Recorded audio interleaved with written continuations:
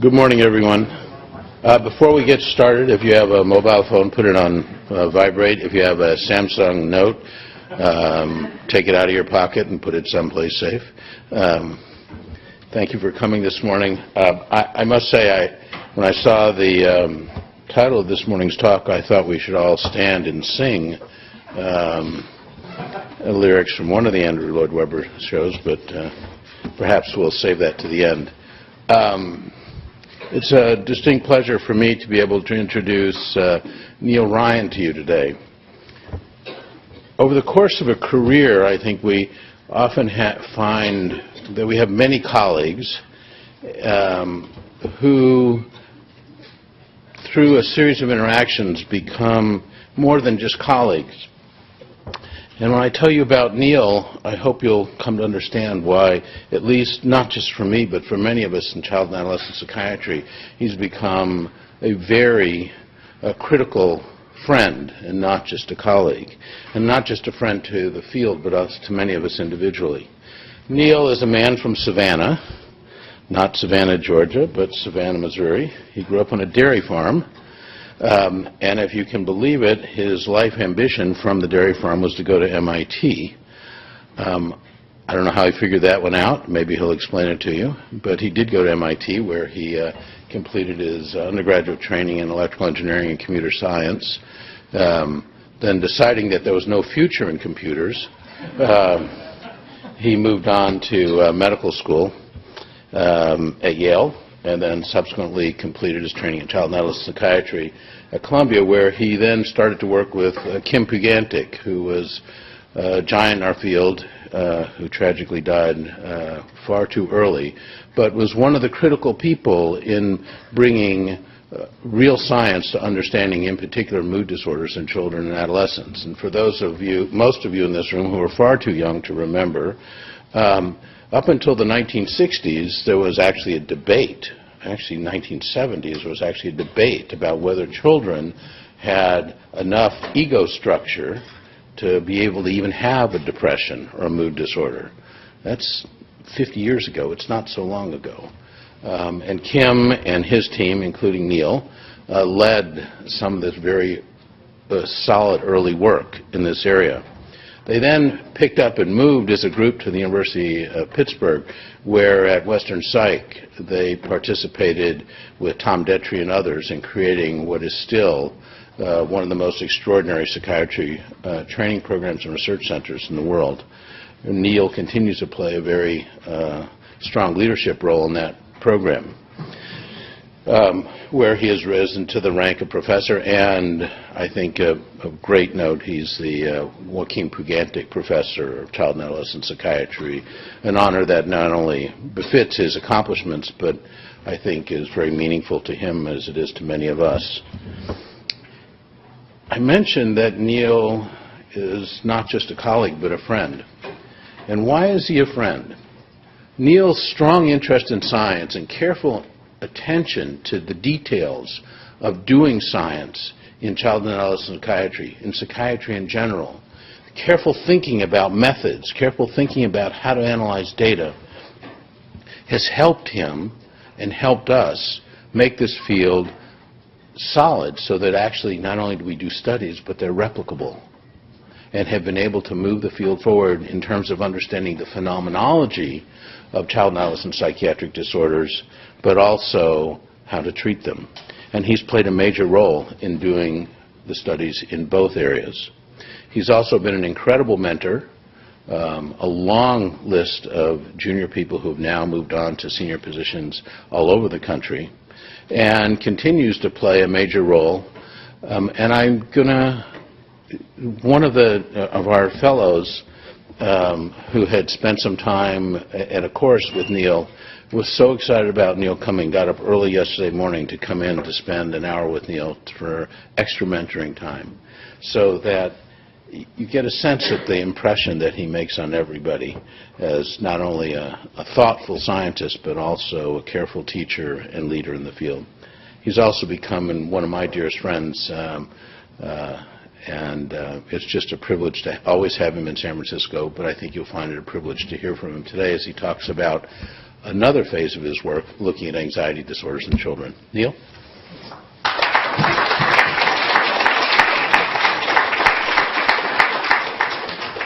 Thank you, Bennett. That was really kind. I'm going to ask your help in two things. One of which is that I'm really happy to take questions as we go along, as well as at the end. I have 40-some-odd slides, so we're not going to be pushed for time. Secondly is that if there's questions, I have to remember to repeat them, so for the people at the other venues where it's being broadcast to, so help me remember that one. Third one is if I talk too fast, tell me to slow down. Try not to do that, but if past predicts the future, there's always a risk. And I want to thank Brian, Bennett, Matt, a number of friends here. I had a really nice day talking with people yesterday. They spoiled me taking me out to dinner. It's really a pleasure to be here. This is clearly one of the most important departments of psychiatry in the States. And both in adult psychiatry and in child psychiatry, you guys are doing impressive growth, have remarkably good faculty. It's an interesting program out here. I want to start with sort of an overview about what we'll be talking about today and sort of give you some background. And again, questions will be just fine if anybody wants to. The first is, why is child anxiety disorders interesting? Or what's interesting about it? Well, there's a straightforward thing that the anxiety disorders, and today I'm not including obsessive compulsive disorder, which is really different than the rest, and I'm not including simple phobias, which are kind of different just because they're not so impairing and tend to go away. But if you look at the rest of the anxiety disorders, they're frequently comorbid. There's some differences, but where to draw the lines, like in all of psychiatry, is not so clear. But the median age of onset for anxiety disorders for people who get in their lifetime is something like 10. So that's, an awful lot of the onset is during childhood. But, the panic attacks start a little later, the separation anxiety starts earlier, but it's largely childhood. They're functionally impairing. As you all know, there's a shared environmental and genetic risk probably for mood disorders. In a lot of people, the anxiety disorders precede the mood disorders. Not invariably, but that's more often than not. Mood disorders are more frequently episodic. Anxiety disorders get better and worse, but they're sort of more chronic. And then the thing there's a couple of other interesting things about them. And we'll talk more as we get there, but it looks like there's changes in fear extinction with development. So one of the models for anxiety disorders, or part of what explains anxiety disorders that's well understood in rodents, in non-human primates, and in humans, are the pathways for fear learning, classical condition fear learning, and fear extinction. So let me talk about those briefly, just because there's one part I want to get to that's really important. So the brief part is if you have an unconditioned stimulus like a shock, and then you pair a conditioned stimulus with it. So you ring a bell, and then a second later they get the foot shock. Aversive, not damaging. You do that a few times, the person will flinch, will have a galvanic skin response, will expect a shock, and will have the fear learning. Fear extinction is presenting the bell over and over and not shocking them. And then the fear response, the galvanic skin response, the flinching and so forth will decrease over time. So you say fear extinction, it's unlearning. Well, in fact, in adolescents and adults, no, it's not. So fear learning generalizes. If you see one person eaten by a lion, you fear lions in all kinds of different contexts. So it's good that it generalizes, and it does. It's not place specific, it's not, whatever. You learn it, whenever that bell rings, you're going to flinch. Fear extinction, however, does not generalize. It is specific to the environment that you learn the extinction in. So, if you do the fear learning against a red background or in a red room or something, and you move people and you do the fear extinction in the red room, you can extinguish it in the red room, but in a blue room, they'll still have the fear response. So fear extinction is not extinction. It's learning of a new safety memory. Now, the interesting part and the reason that development's worthwhile, because, once you're talking about kids, say, well, maybe you should just know it in kids too. It turns out kids are really interesting and they're somewhat different. So there's reasonable but not super duper data that in younger children, in fact, there may be really sort of unlearning rather than learning a safety. The unlearning, the fear extinction may generalize rather than be specific to the context. It may not be dependent on the hippocampus, basically, which is really interesting. The second really interesting question, and this I'll show you the data on this more later. I'll talk about it more later. But there's an argument out there that fear extinction and anxiety treatment may not work as well in adolescence. That they may have the fear learning, but they may not extinguish the fear. They may not learn the safety signal. Because remember, it's not extinction as you'd usually think about it. But they may have less of that. That's an argument made by the Cornell group, and there's some data on it. The data is relatively weak, and so I don't have a good Bayesian prior guess on which way that one will come out, whether that's a true finding or, it's an interesting idea but won't pan out. So that's kind of why children and adolescents are different and worth the studying on anxiety separately. And the next cool thing about, so the first really cool thing about it is we know a lot about the circuitry. And the fear extinction circuitry is somewhat different than the fear learning circuitry. But we know a lot about the circuitry. But the other one is we have several treatments that probably work through somewhat different mechanisms. So then we can ask questions about, how does one treatment work versus another treatment work? Why does this one work in which groups and so forth? So clearly serotonin reuptake inhibitors are effective in anxiety disorders in kids, more effective than placebos. A couple of studies on that, but they come out that way. The next one is cognitive behavioral therapy is more effective than a placebo therapy. Pretty good data on that. And the third one, where it's more contentious, is what's called attention bias modification. So kids and adults, but kids with anxiety disorders in a paradigm called a dot-probe paradigm, but basically if there's an anxiety-producing stimulus and a neutral stimulus, they'll kind of pay extra attention to the anxiety one, so they'll orient to it more rapidly, for example. And then they seem to have trouble sort of disengaging from the more anxiety-producing one. And then after a while, it seems like there's sort of active avoidance. So the attention bias modification tries to get them away from the paying extra attention to the anxiety-producing stimulus in the first place. There's some Dr. Pine's group, Danny Pine's group at the NIMH is one of the leaders on this one. And it looks like there's a weak effect from it. The question is not, does it work at all, I think, but the question is sort of just how much does it work? And I think you got a lecture from this from Dr. Pine, who probably told you this stuff better than I just did. Okay, so this is about a relatively complicated study. I'm just going to go through some of these sort of the design details. And part of it is because you should think about it in all the studies, and part of it is because Binnett said I sort of have an undue fondness for the details of how you really design things. But it was an NIMH-funded center study that finished up about a year and a half ago.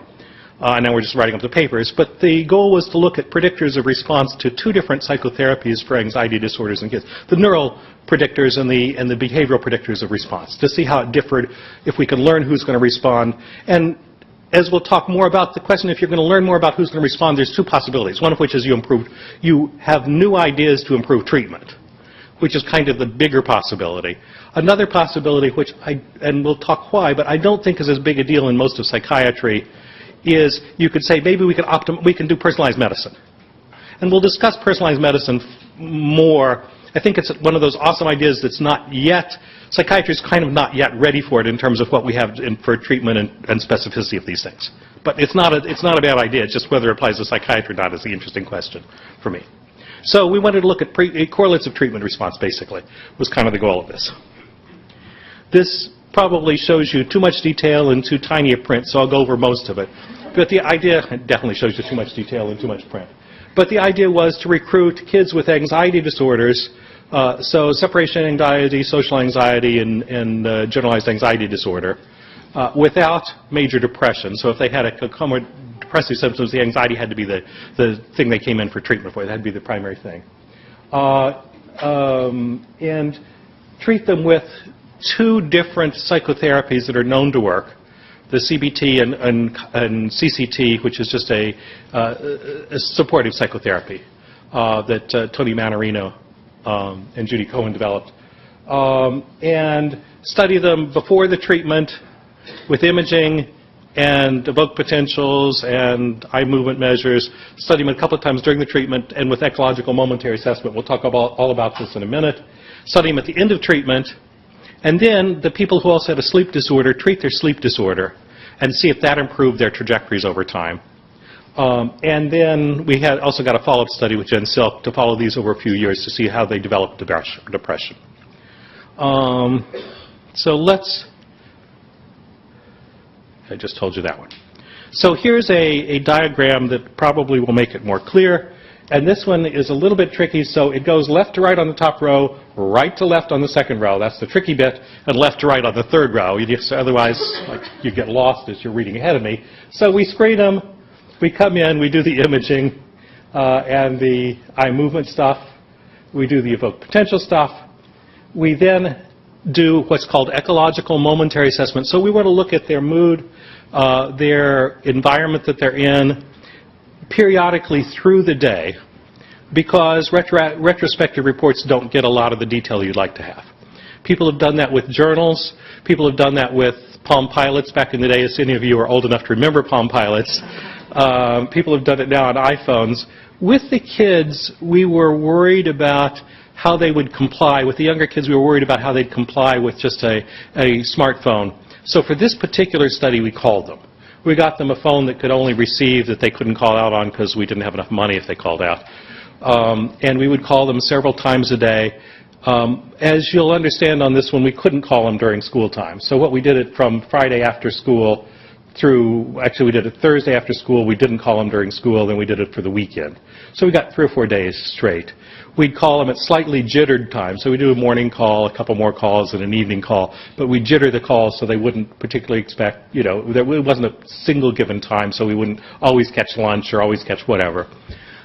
We would let them a certain number of calls. We'd let them tell us they need to call you back later, or you need to call me back later, so that they could, if they were in the middle of something, we didn't have to interrupt them. And that gave us pretty good data.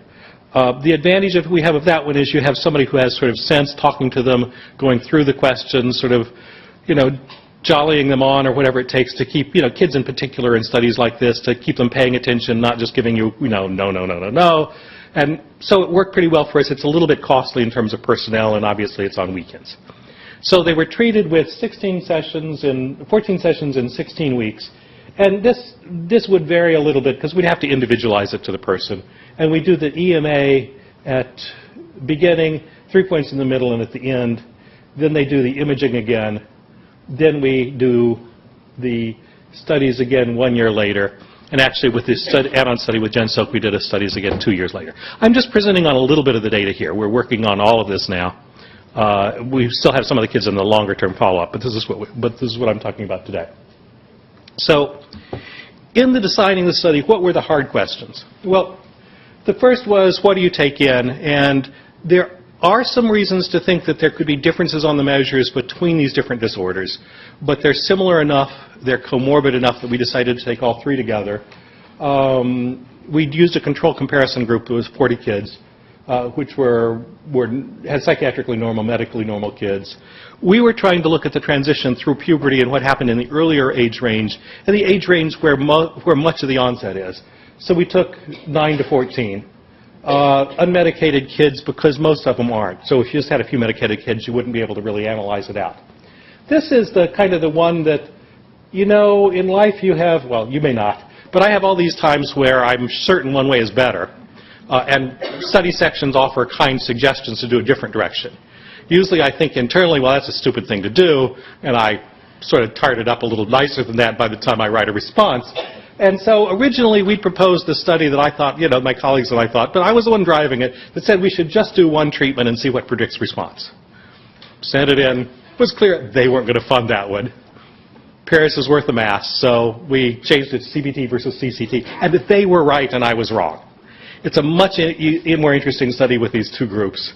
And I've said, there's been plenty of times where I said their way is as good as mine, I would have liked mine. This one is one where I was sure I was right and I wasn't. Having the 2 groups was much more interesting than having one group, because you can say, how do people differentially respond? And what's working through the circuitry that we think it's working through or not. So a couple of interesting design decisions. We did this individual therapy rather than group therapy. There's more data on CBT and group therapy. The trouble is that you can't synchronize kids enough to pull in a bunch of kids who are still in anxiety to do it, so we couldn't. We used the Coping Cat of Phil Kendall, and we used the CCT manual of Tony Manarito and Judy Cohen. Okay, this is the subject flow. I've really gone through this before. I've gone through this part before, get the kids, and we also randomized 2/3, 1/3, because I wanted more power to look at the CBT group. And you remember, if you do 2 to 1 or or narrow ratios, you don't lose very much power for the between group comparisons, and gives you more power for the within group studying of the specifically active treatment. We looked if they had sleep disturbance at the end, and if so, we were going to randomize them. This is a study that was led by Ron Dahl in this center, and it turned out we just weren't getting enough kids, and so we did this one openly rather than a randomization. We got an approval from NIMH to change the design on that one. It's the only thing we really changed much after starting. Okay, so this is the work of a whole bunch of people, and I want to make sure that I'm giving credit to my colleagues because this, the success of this was as much other people, individually as much other people than in mine, and collectively much more of the other people than me. So project one, which looked at the cognitive and affective features, so the imaging and the EMA was led by Greg Siegel, myself, and Cecile, with Erica Forbes, Jen Silk, Michael Schlund, Ron Dahl, and Danny Pine involved. Project two was led by Ron Dahl and Dana McMakin. Ron and Allison Harvey and Erica Forbes on that one. Ron had actually come here, to UCSF, to Berkeley, said it wrong, talking too fast. Ron had come to Berkeley, so I nominally took over because Dana was still a postdoc at the time, but she ran it after his departure, and I was just there to say, good idea, Dana, and help a little. And the third one was led by Jen Silk and Erica Forbes. It's the one looking at the ecological momentary assessment. So again, this is a technique that Erica had Jen did a lot of work in developing in youth, and something that I would recommend to you in terms of thinking really what happens in the home. Because I'm completely convinced that they're right, that if you get it later, you just don't know much of it. The nuisance with this is that the statistical analytic approaches, you have to do it's some hierarchical time series stuff that you'll do for most of it, but it's not profoundly hard. It's just, and you can look at other papers what they've done. So I think that it's worth doing. And now she and in our work going forward have moved more to smartphones, even with younger kids, and we think we can do that. Other investigators, I think that you guys, she's at UCLA, but you guys at least have Trish Tan within the UC system. Phil Kindle, Tony Manarino, Tom Molino, Judith Morgan, Becca Price. So this is the advantage of centers, and the advantage of doing stuff like this is you can do a really good job in promoting the careers of junior people that are hard to do just on R01s, very hard to do just on R01s. Let me just see. I'm going to go a little faster, but I'm going to talk more slowly, but skip through a few things. So we did the anxiety disorder interview schedule for the diagnosis and symptoms. I don't know that we'll go over this one. Skip this one. We did treatment-related measures to look at treatment fidelity. These are the fMRI tasks we did, a valence identification task, a dot probe task that we talked about briefly before that looks at attentional bias, among other things, CPT test, the so-called gambling task, which we're going to talk about, and some avoidance things. We did pupil dilation and eye tracking outside the scanner. We did evoked potential with a flanker task, and APS reactivity to positive, negative, and neutral stimuli, and a CPT task. What we're going to talk about today is the clinical outcome and this task. So this task is sometimes known as a gambling task, but you typically don't put that on slides because it sounds like the wrong thing. The idea on that one is that kids will guess whether something will be it'll be higher and lower than 5. They win or they lose. It turns out that it's a little bit of a deception, which the winner loses decided ahead of time. It's not really influenced by them, so you can influence how often they win and lose. And they ultimately win a little more than they lose, so they get some money out the tail end. And it sees how they respond to pleasurable things. It sees how they respond when they expect pleasurable things, when they're disappointed. It sees how they respond to negative events and to neutral events when they get the 5, which was nothing neither way. Okay, with the ecological, we've talked about most of this one. It's after school and on weekends. We did a 5-minute speech sample, haven't analyzed that at all yet, and a worry conversation when the kids talk with a parent about something they're worried about. Again, haven't analyzed that one. I just don't have data on that yet. Okay, so this is the study that was led by Ron Dahl. Not going to talk further about it, but I want to tell you why it's interesting, because I kind of want you to keep some of these things in mind as you're designing studies, or hope you might, which is Sleep is one of those things that's been studied in psychiatry by really interesting groups for a long time. And it sort of keeps coming back, kind of like stress.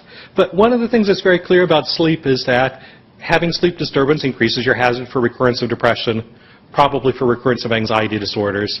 With the sleep frequently comes rumination, which seems to have some specific risky parts to it. So it's an interesting question, and the interesting question here was if we could improve their sleep by a non-pharmacological means, because you know that pharmacological approaches to sleep may help you sleep on a flight to Europe, but they're otherwise not good for you.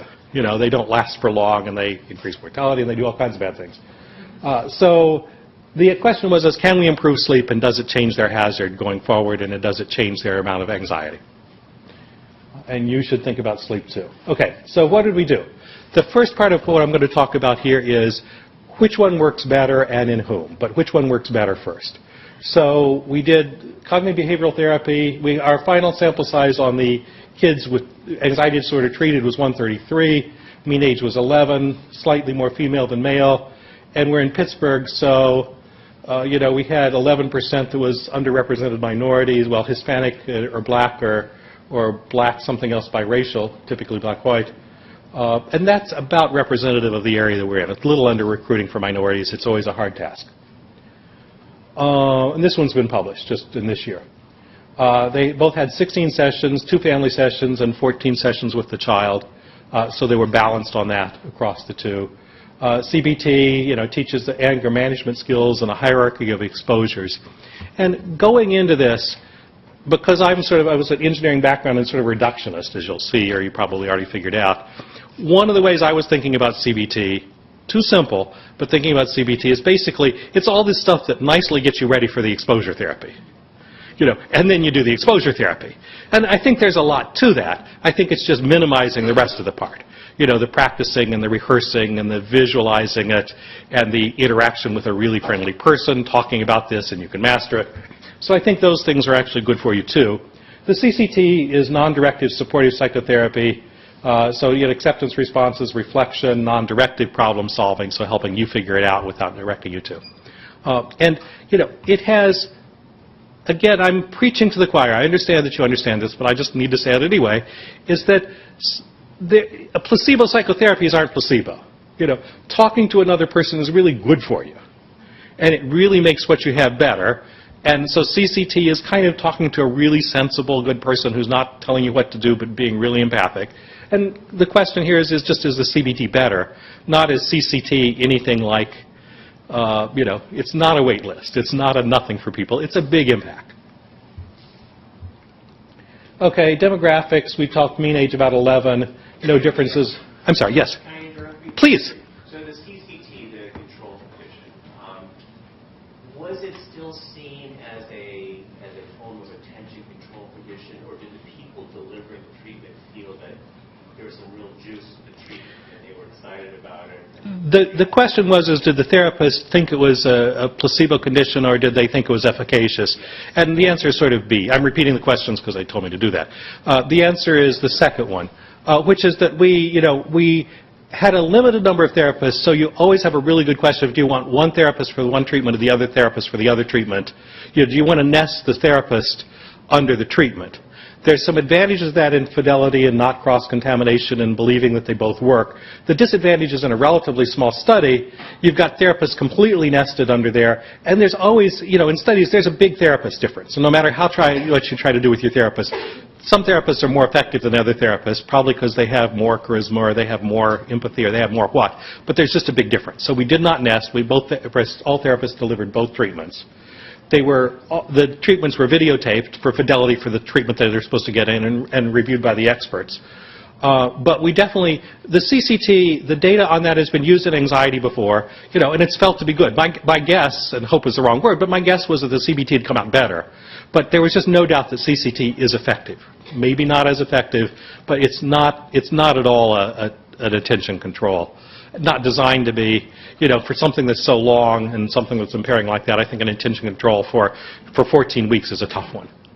I think that, for good question, and I'm not going to divert myself on it, but how long is it ethical to give somebody an attention control? How long is it ethical to give placebo? Interesting question. We can talk about it later. It is a fun question. Clinical characteristics. In this one, about 20% of the kids were comorbid. That's less than you'd see as these kids get older.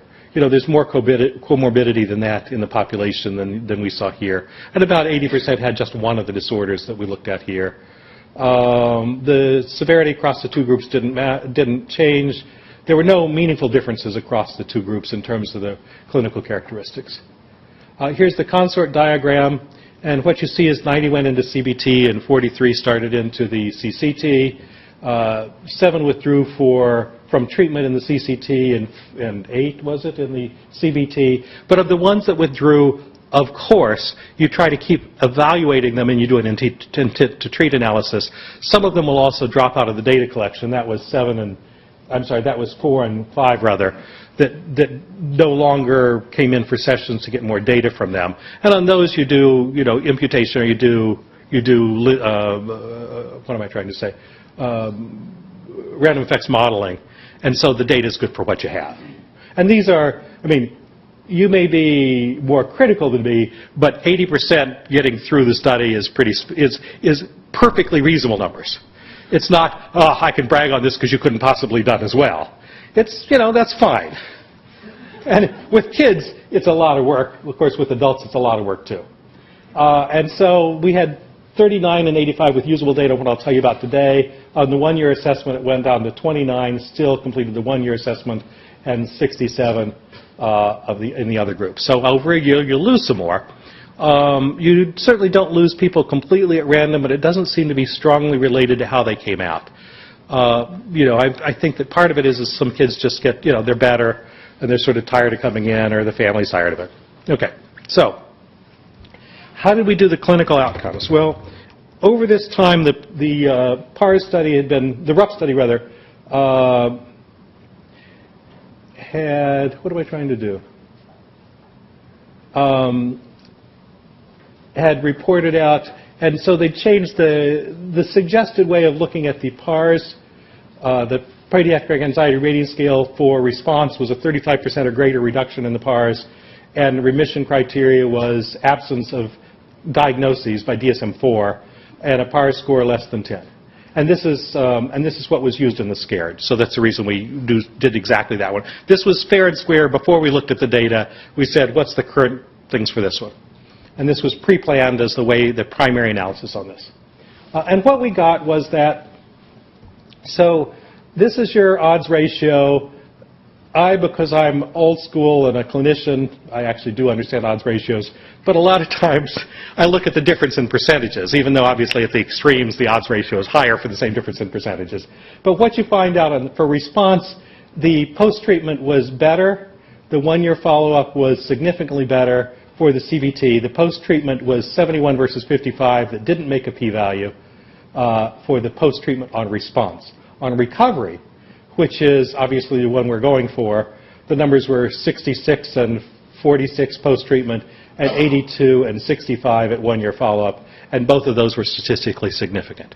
So the kids on CCT, they got 65% recovery at 1 year, they got 69% response at 1 year, but the kids on CBT did better. And these are nice numbers. The post-treatment 71, that's a little bit higher than I would guess. I would have guessed about 60%, so that was nice. And that was the main treatment response finding of our study. Questions on that before we go on? Okay. So here's the first here's what I want to tell you about today about, what kind of predicts this and what do you know from the brain that predicts this. And so this was led by Erica Forbes.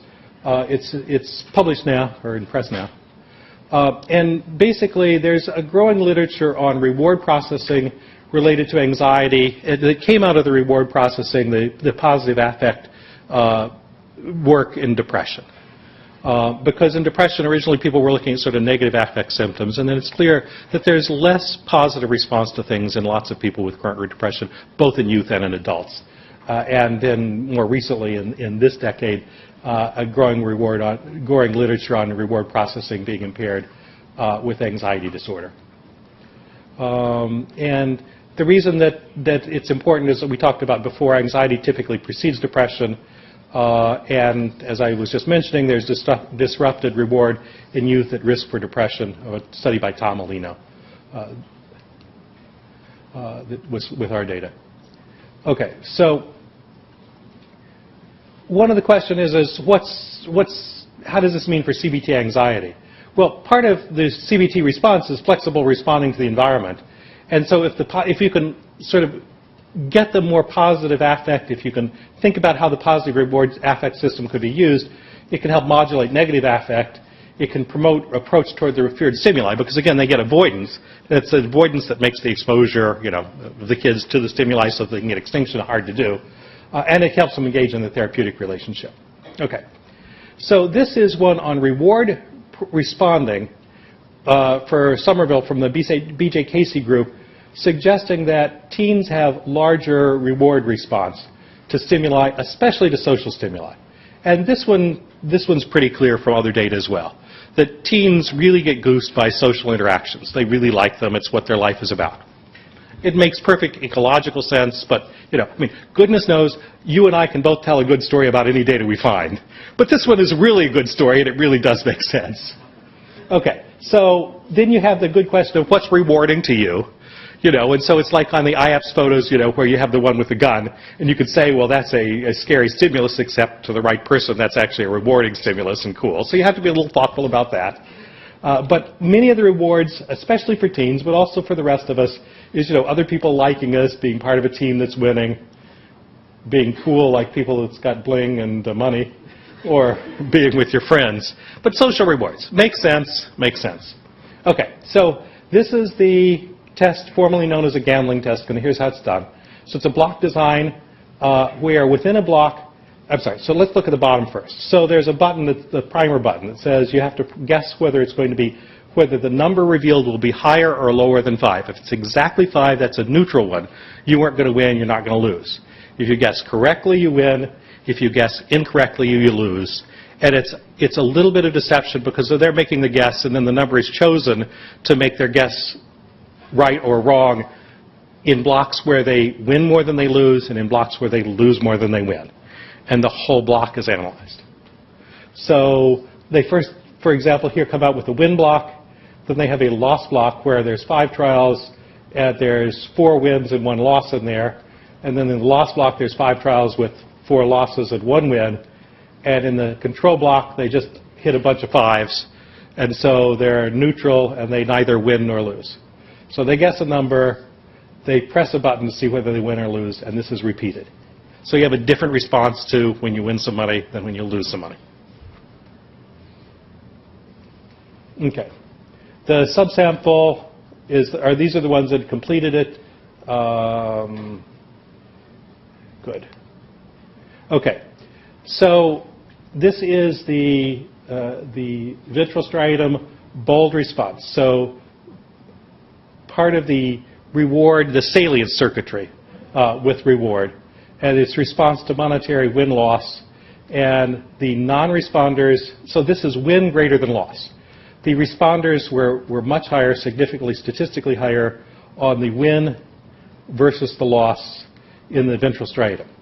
And this is responders to both treatments aggregated together, not a difference between the two groups. So both treatments in general, responders to either treatment or to both treatments had a higher response to win over loss compared to the non-responders, which had actually sort of more of a response to the loss than the win in the striatum.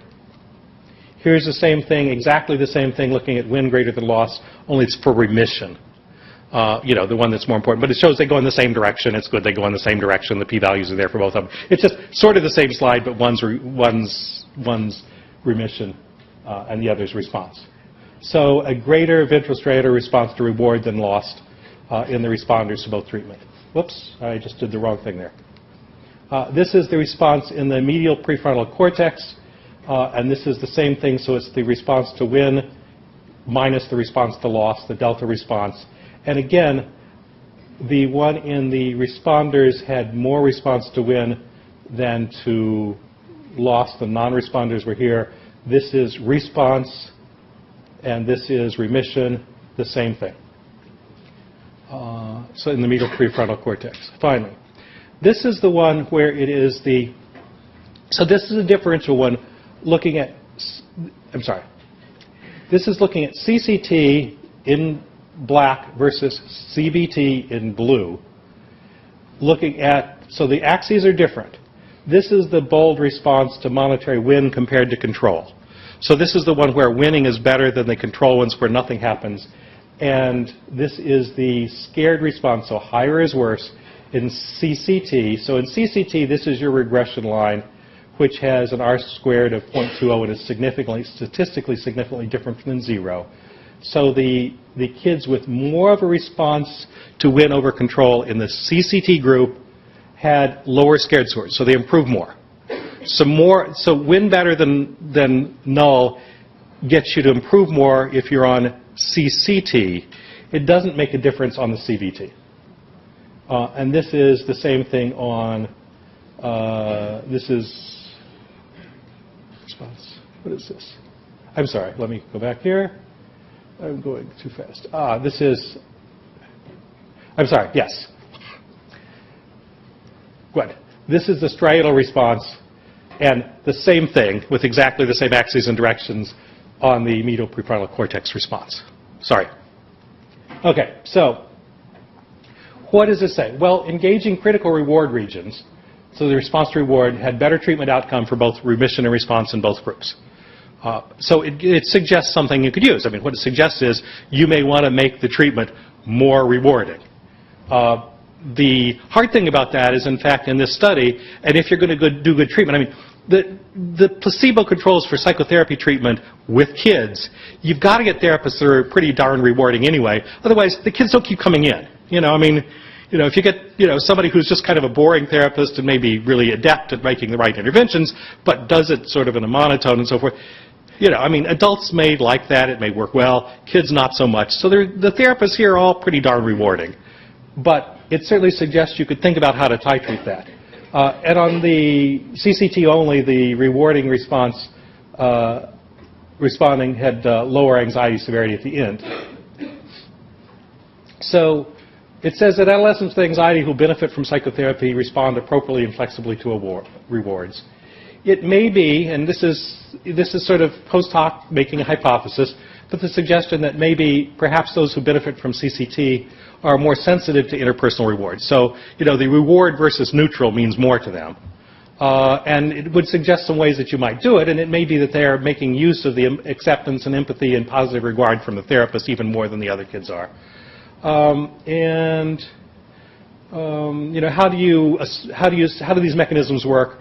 Well, again, you enhance an experience of mastery during the exposures, enhancing interpersonal rapport with the therapist and flexible interplay. So that's most of what I want to talk about on these studies. What I want to talk about next for 2 slides is sort of the bigger picture of putting these in and where we should go from here, or saying it differently, kind of the things that I worry about a lot, or think about a lot, may be a better way of saying it, trying to figure out what the next study should be for this, but also kind of for child psychiatry in general. So the first one that I worry about a whole lot, and the whole field is worrying, this is not my unique worries, God knows, is the question of, sample sizes and multiple tests. And the whole thing that's been hitting the literature recently about, most psychological studies don't replicate. Well, it turns out, most studies don't replicate.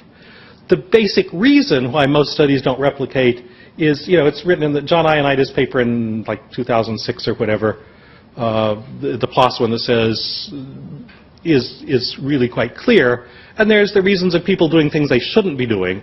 But the 2 big reasons are, if you look at a bunch of stuff, you're going to find some p-values. And the second big reason is if your study is and so the second one, which is not as well understood, I think, is that there's lots of reasonable hypotheses. There's lots of hypotheses, but there's lots of completely reasonable hypotheses. So you could easily, on any data set you have, pick 20 reasonable hypotheses or 40 reasonable hypotheses. If most hypotheses, reasonable or not, are not true, most should be falsified because they're just not true, but they were good hypotheses. And that's probably the case across all of science, and certainly in psychiatry. It's not, it's not pejorative to what we're doing. But, most hypotheses will be reasonable but not pan out. if that's the case, most of the time when you quote find a p-value, especially in studies with small sample sizes, because those are the ones where you're going to get more variance, that most of the time that p-value will be a type 1 error. 1 out of 20 times you'll find a type 1 error p-value, and your differences are not going to be that big, but they're going to creep over into statistical significance, and they're going to be by happenstance. And so unless an awful lot of your theories are true, more than the rest of ours, a lot of the ones that come reported out of small studies will just not replicate because they aren't true. You got a p-value. The next one that is more of a what should we be doing is the multiple ways of looking at it, because you get a whole boatload of data like this, and there's multiple ways you can clean up the images, in the pre-processing stream, and do you choose the right way to pre-process it by which one clarifies things more? There's lots of ways of analyzing it, and so there's always a hazard that you looked at it too many ways. And then the one that I'm getting all to here is the question of tests and subsamples. So, well, actually the first one is, you remember the literature recently where there's a lot of suggestion that maybe 50-ish is a good minimum sample per cell in a functional imaging study. Certainly not the 15. I remember when it was 10 per cell was publishable, and then it went up to 15 per cell was publishable, and then it was getting 20 or 25, and now they're suggesting leaping all the way to 50. But they're understanding this. Genetics obviously understood this question. They faced it a little earlier than the rest of us. This is the one that is a challenge for all of us in this room, because looking at a whole group of depressed kids or a whole group of anxious kids is fine, but you have a lot of really specific, interesting, it'd make a difference to the world type hypotheses about subgroups. So for example, in depression, from adults, but also in kids, there's interesting questions about, are the kids who are abused and have a depression, are they different? Are they different in their response? And, there's lots of reason to think they are. My guess is they are, my Bayesian prior, or my guess, depending on how you want to call it, is that they are. And the few examinations, sometimes it comes out there in the studies, in large studies, so studies of 400 kids, like Tordia and Tad's, is it comes out in some of the studies that it's the physical abused kids, it comes not the sexually abused kids, but not the physical abused kids. You can combine them together in meta-analyses, but we still have a lot of problems getting sample sizes that are large enough to answer the things that, the more practical down to this kid things that you'd really like to answer. Okay, so there's nothing specific about this problem for me. This is a problem for the whole field that everybody's grappling with. But it's confounded by the fact that the NIMH is certainly pulling back on treatments, massively pulled back on treatment studies. We'll talk about it in a minute. And it's just making things harder to find out what you'd like to. The second one that I just want to talk about for you guys, because some of my colleagues and I disagree on this one, but I think I'm right. What a surprise there. And that is the personalized medicine thing, or can you use data from studies like this to say what you should do next for this kid? And goodness knows we'd all like to get there, because it's one of those absolutely great ideas. I think it's probably ahead of the curve in psychiatry now. Let me tell you about that one. So personalized medicine, I'm oversimplifying, but again, I'm an engineer. But some of it came out of the cancer literature. Because in cancer, they have a couple of things that really are helpful for the personalization. One of which is you're giving poisons. And so you want to know if the patient there is a slow metabolizer of the particular poison that you're giving them, because you may off the patient if you give it to them in the regular dose. And so you may want to do some genetic testing, and that's personalized medicine, because it really does make people better if you test your patients so that they're metabolizing, whatever. But the not negative story, the positive story is there's also a bunch of them where there is a known mutation that occurs in cancer in a relatively small number of people or in a medium number of people, but they have a compound that hits that one. And in that one, they've had just remarkable success. I mean, it can be not always cures, but, people having, illness-free periods for a year, 2 years, long periods with a specific thing that hits that particular defect from that mutation that their cancer cells have. Really cool. The trouble and the good things we have in psychiatry are a couple, one of which is we don't have treatments that are quite that toxic. You still worry about metabolism, but, you're typically not doing it. And the other one is that, so saying the flip side of that one, our treatments are benign enough that in many cases it just makes sense to go ahead and treat them. So if you had something that makes some difference in how kids responded to antidepressants, you'd say, yeah, but you may as well give them a treatment of it anyway, because that's going to cost you $1,000 or something, and doing the test is going to cost you $2,000, and it'll predict a little bit better. And the same thing for psychotherapy. You know, in many cases, you'll say, well, yeah, it's fine, but it's not a valuable enough prediction to really change what you're doing.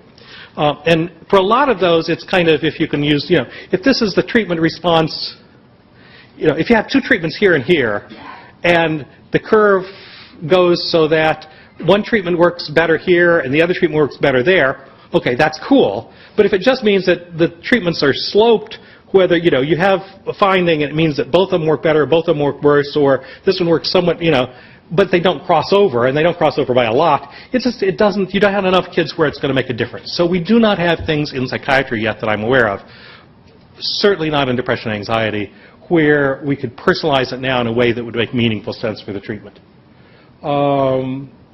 So what do I hope to get out of this? Well, one, I hope I'm wrong, and that we'll find things where it's really worth the doing. But I think the one that we were kind of trying to get at earlier is that I think a lot of value of what we're trying to do in this one is to get ideas on things that might lead to better treatments. So no, if you're going to give people, if you have a bunch of treatments and if you can improve the treatment by having some new ideas, sort of like the bias modification stuff was done, attentional bias modification was done. Now, not clear it works super good.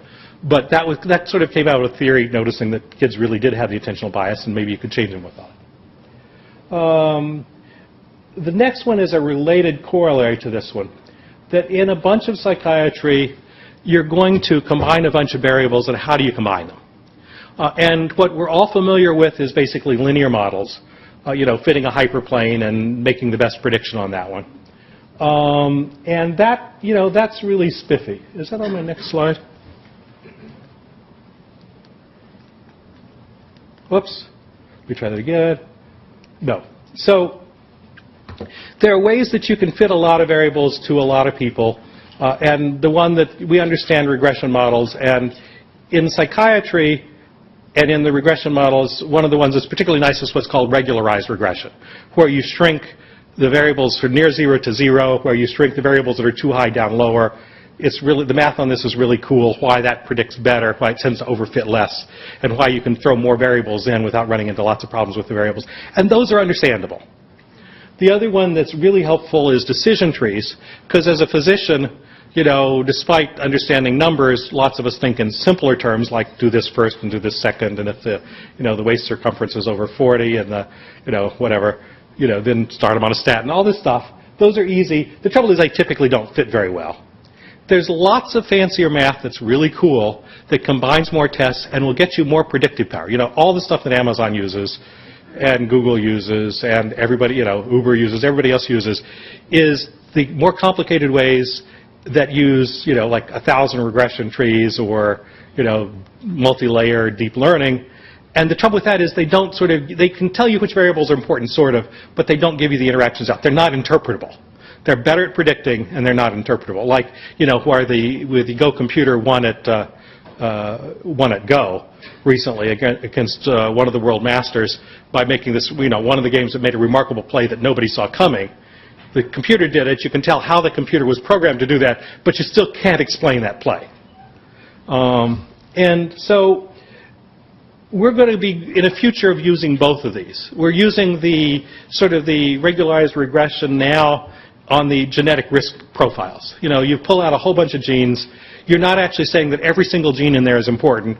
You're saying that this combination is the best combination we have now. Most of these genes will turn out to be important to a tiny extent, and when you put them together this way, you get a reasonable prediction for risk. And how can we use this in child psychiatry, and where will it get us?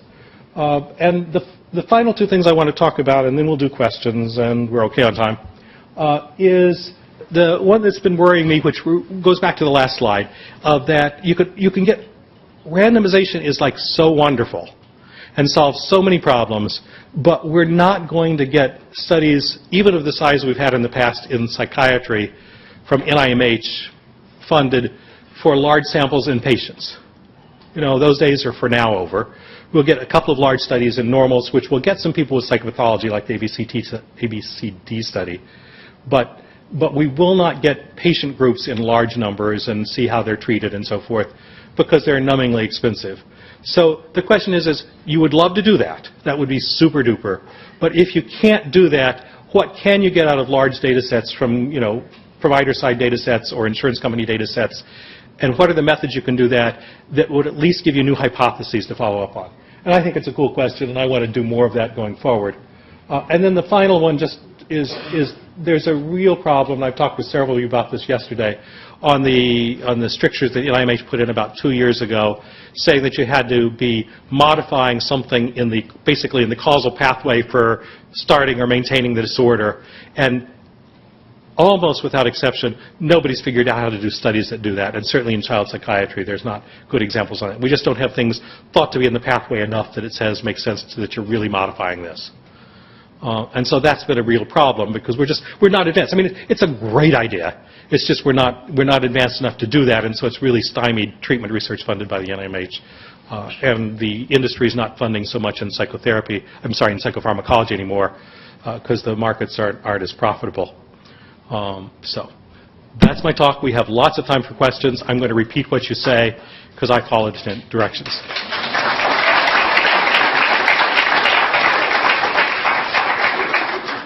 Yes, please.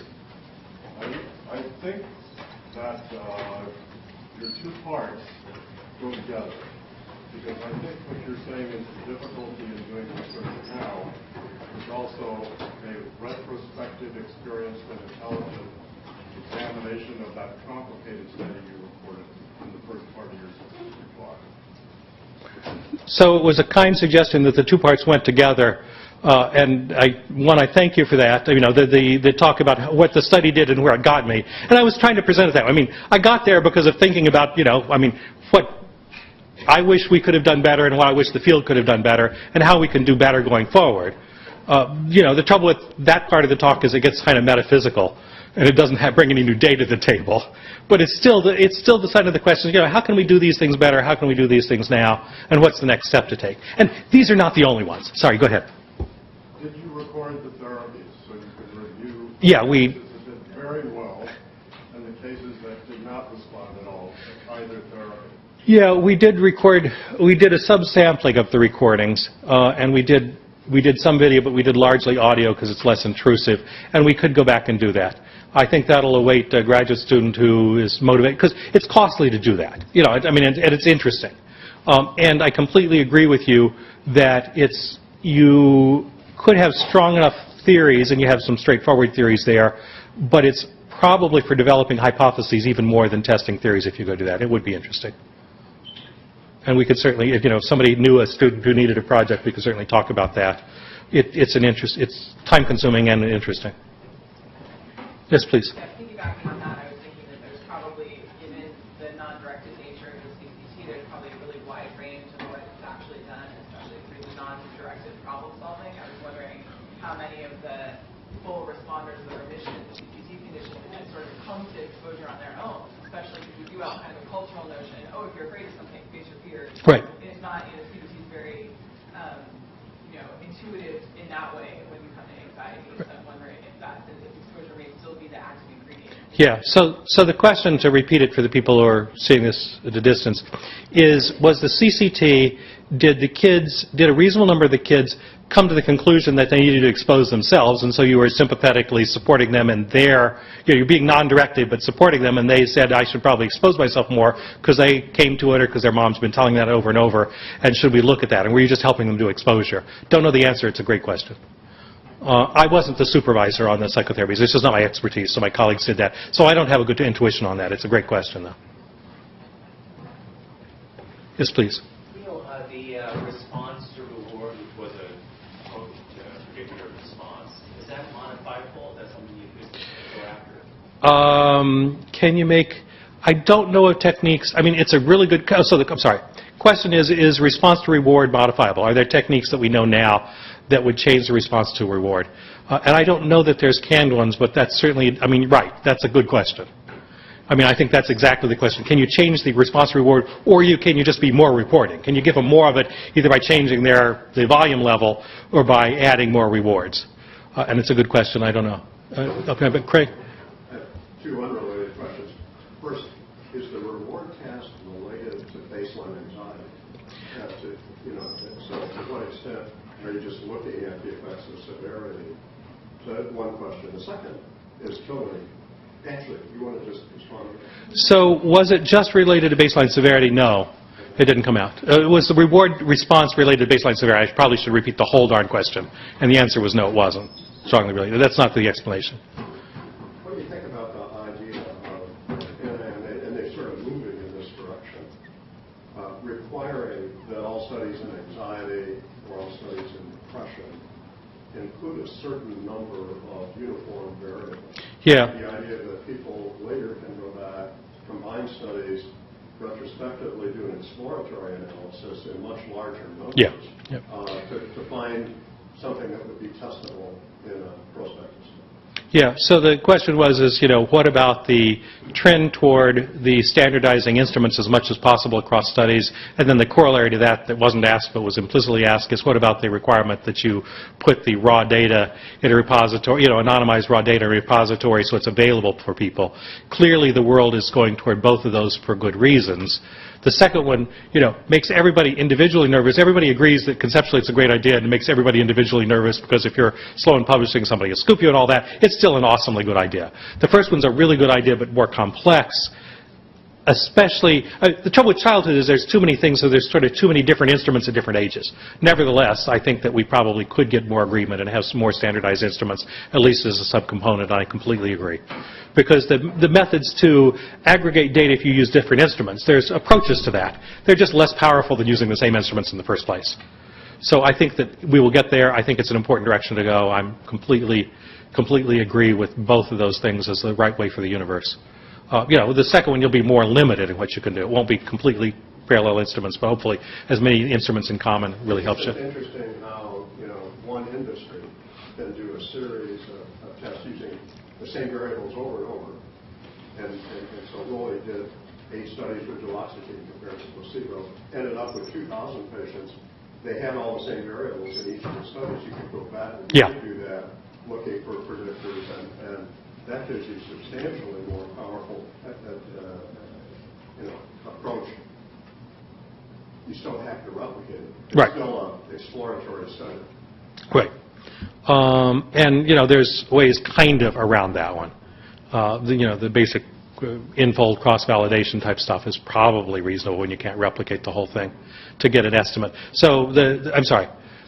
Repeat the thing. The question was about if you could aggregate a bunch of studies, you'd still need to repeat it if you found something. And I'm saying, yeah, but probably, I think the field is moving enough that, so then the question is overfitting. The question is you fit a hyperplane to this data, okay, cool, but you fit it to the data and you fit it to the noise that's in there, so you need to repeat it to see which is which.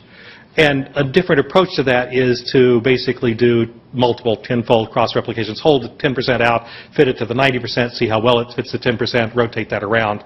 It's not perfect, but it's actually pretty darn good. So I think they may go more toward that because, when you've got, the question is, if you've got 2,000 people and that's all you have, is it better to split them in half, do one half and do the other's a replication, or do what I just said, and the other one's probably better. So we're always saying, that we're given a certain number, what's the most you can make with those, and then how can you get more with the number.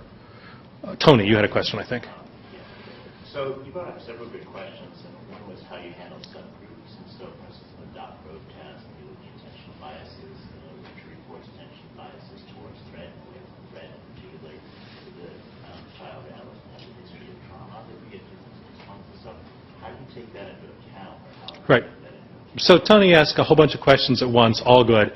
It was about, no, I wasn't actually being silly, it just sounded dumb.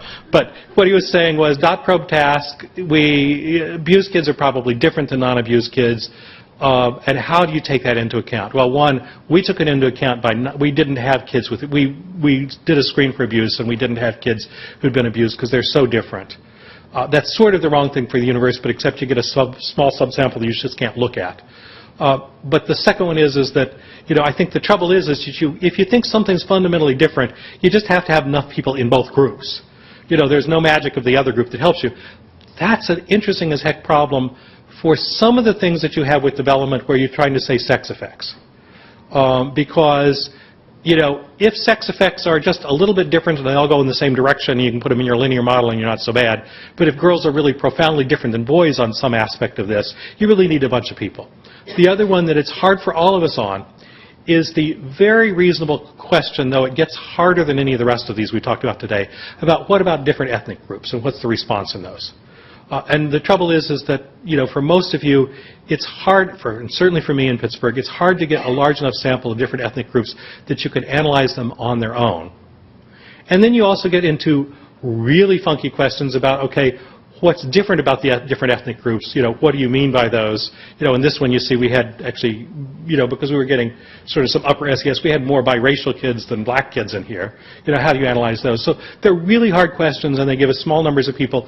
And without aggregating a lot more, without getting bigger numbers of people in that group, it's very hard to say the things you'd like to say. We're just underpowered, and so either you miss things that are important or there, or you declare things to be there because you just happen to get a funky group and it's not true, or you declare things to be there because even in a few people it's really there and you got a signal. And we just don't know. Yes, please. One of the things that you were alluding to is the reward response was thinking about sort of animals in general approaching threat, taking risks, that there's this dichotomy of avoidance and reward playing out in making a decision. And it sounds like you're alluding to the idea that a timid animal or a timid child can have one of two things going on or both going on. They can either have an elevated tendency toward avoidance or a lower response to reward. And it sounds like, I'm curious where you're going to take that next. Right. Some of the reward response stuff you're going to tease out more with testing avoidance response versus reward. So the question was, as part of what's going on is simultaneously, kids who are particularly avoidant and kids who experience less reward, so there's, less reason to push themselves past the avoidant part. And where to take it next. We submitted some grants trying to look at reward circuitry and weren't successful in that one. So we're sort of splitting that one. That went in as a center grant and didn't get funded. So we're splitting that part up, and we're going to do, Judy Cameron has put in one looking at the primate part of it first, and I think we may follow up with a human study on that one.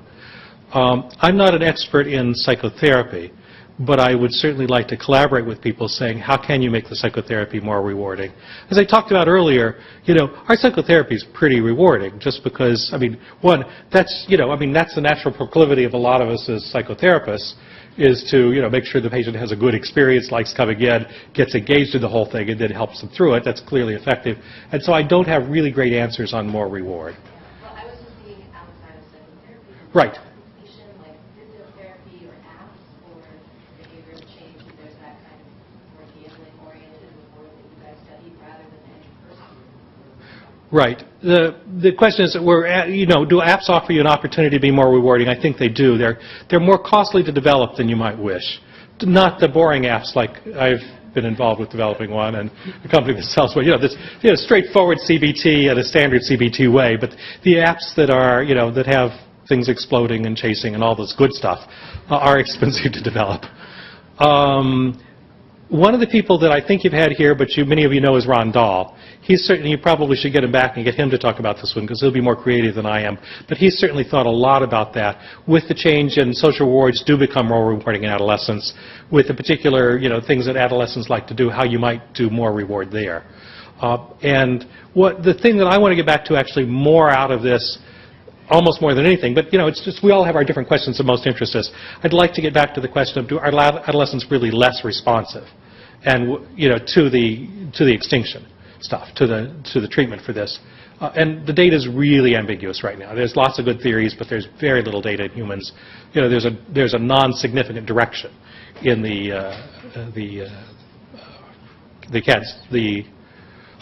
what's the child anxiety study that Boris and John and everybody did? I'm sorry, I'm sorry? No, the study itself. CAM, sorry. One of those, child anxiety, you're right, CAM, sorry.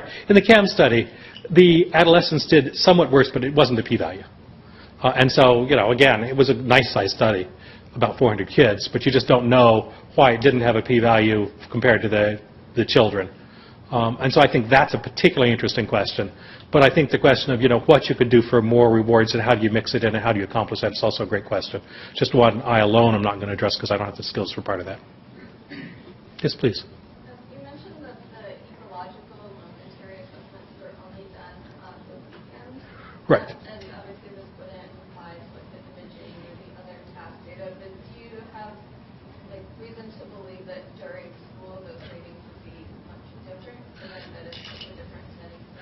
I would love to be able to do it in schools. You just can't get permission to do that. And goodness knows we all have lots of things we'd like to know that you can't know. That's what I'd love to know, and I have no idea how you would get permission from schools to do that, because we have to get the anxious kids where we can. So it's not like one teacher you can sell on doing that. I mean, you could for different studies, for different things in normal kids. But for getting anxious kids who will come in and do this study, you just won't get agreement from any significant number of schools, mainly because the schools don't want cell phones on the kids, and certainly don't want them turned in, because I remember having to go with my kids once or twice to school as the phone was left on, and you had to take the kid in, and you had to promise that they wouldn't do it again, and so the kids all run to the locker and keep their phones on vibrate. But I don't think you can do it, and I'd love to do it. Yes, please. So the study was from ages 9 to 14. Yeah. Do you see any relationship between the age of the child in treatment and treatment leading to positive outcome versus like the length in which they've had anxiety and the success in We're working on the second paper on the treatment stuff now. So in the first pass, no, we didn't see much, but we're looking at much more of the covariates right now. And I don't know the answers. Wasn't dramatic, but I don't know the answers on that. One more question? That was Well, thank you very much. Thank you. Everybody. Thank you, Neal.